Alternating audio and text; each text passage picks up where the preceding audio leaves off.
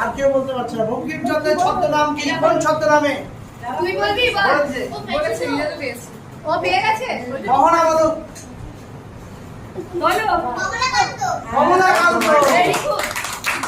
তার একটা ঠিক পাত্র লেখা আছে কমলাকান্তের দপ্তর। না ও দুটো পেয়েছে একটা পেয়েছে কমলাকান্তের দপ্তর না আর কমলাকান্তের বীর। আচ্ছা, তারপরে কি বন্দে মাতরম ধ্বনি প্রথম কোন আন্দোলনে ব্যবহৃত হয়? প্রথম বন্দে মাতরমটা একটা আন্দোলনের ধ্বনি হয়ে যায়।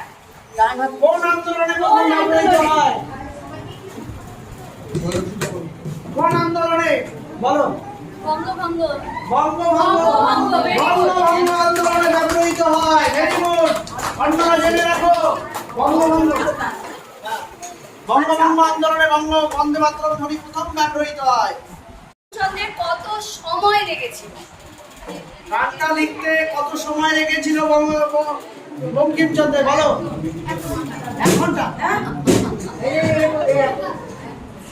বল। প্রায় 6 বছর। প্রায় 6 প্রায় বছর। 6 বছর। Very good. Very good. Ahana আর একটু বলতে পারবি 6 বছর তারপরে কত সাল থেকে কত সাল বলতে পারবি? কত সাল থেকে কত সাল? হ্যাঁ, হাত তুলছে। আচ্ছা দেখি এখানে আগে দেখি। পরে বন্দে মাতরমের অর্থ কি? মাকে প্রণাম করি। একদম ঠিক বলেছে।